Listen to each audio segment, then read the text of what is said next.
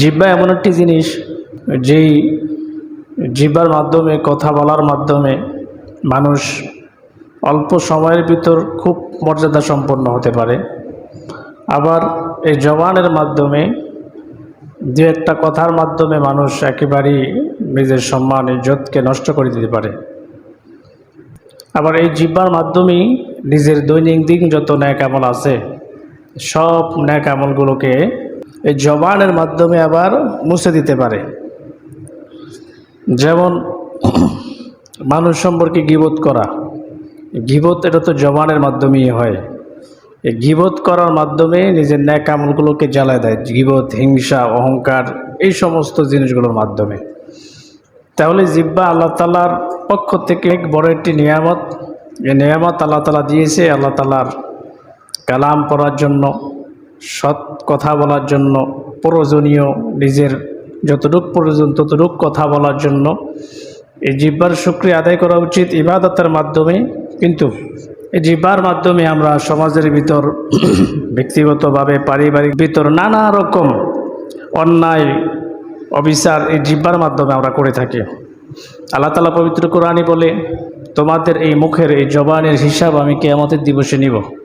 যেমন আল্লাহ তাআলা পবিত্র কোরআন সূরাতুল আনকাবুতের 2 এবং 3 নং আয়াতে বলেন, আহাসিবান নাস আইয়ুতরাকু আন ইয়াকুলু আমান্না ওয়া হুম লা ইফতানুন। আল্লাহ বলে, মানুষ কি ধারণা করে যে তারা আইয়ুতরাকু, আমি তাদেরকে ছেড়ে দিব, আইয়াকুলু আমান্না, যে তারা বলে আমরা ঈমান এনেছি। অর্থাৎ মানুষ যদি বলে আমরা ঈমান এনেছি, শুধু এই কথা বললে কি আমি তাদেরকে ছেড়ে দিব? তারা কি পার পেয়ে যাবে? অহুম লা ইফতানুন, যে আমি তাদেরকে কোনো পরীক্ষা করব না। ঈমান এনেছি এই কথা বললে তারা পার পেয়ে যাবে, বিষয়টা এরকম না। বরং আমি মুমিন যারা রয়েছে তাদেরকে বিভিন্নভাবে পরীক্ষা করব। ওয়ালাকাদ ফাতান্নাল্লাযীনা মিন ক্বাবলিহিম, যেমনিভাবে আমি আল্লাহ পরীক্ষা করেছি পূর্ববর্তী যত মুমিন ব্যক্তিরা এসেছেন।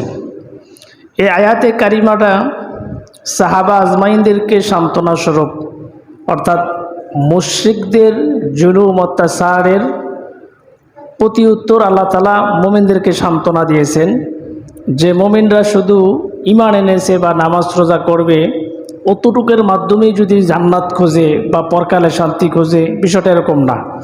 বরং দুনিয়ার জমিনে আমি তাদেরকে বিভিন্ন কাফের মুশরিকদের হাতে নির্যাতন এবং তাদেরকে আমি ব্যক্তিগতভাবে, পারিবারিকভাবে, সামাজিকভাবে বিভিন্ন বিপদের সম্মুখীন আমি করব। এই করার মাধ্যমে যারা সবর করে, ধৈর্য ধারণ করে, পরীক্ষা করে, তারাই সফল কাম। এই কথাটাই আল্লাহ বুঝান যে তারা শুধু ঈমান এনেছে বা সৎকর্ম করে এর মাধ্যমে তারা জান্নাতে চলে যাবে, এরকমটা কি তারা ভাবছে?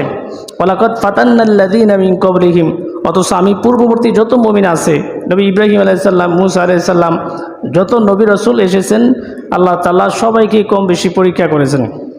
ফালা ইয়ালামান্নাল্লাহুল্লাযীনা সাদাকু ওয়া লা ইয়ালামান্নাল কাযিবিন।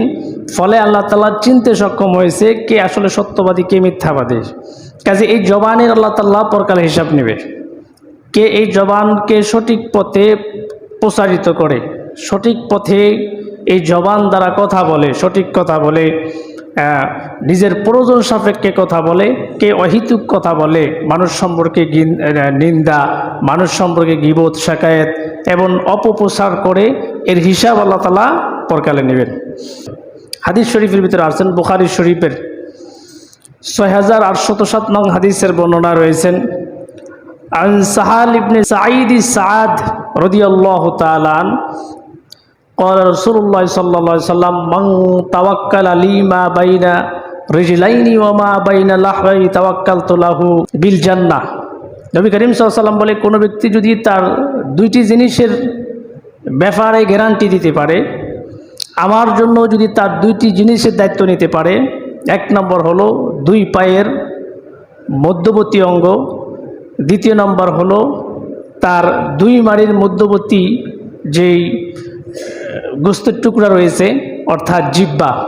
এক নম্বর হলো লজ্জাস্থানের, এবং জিহ্বার দায়িত্ব যদি কোনো ব্যক্তি আল্লাহর নবীর জন্য নিতে পারে, নবী বলেন তাওয়াক্কালতু লাহু বিল জান্নাহ, আমি তার জান্নাতের দায়িত্ব নিয়ে নেব।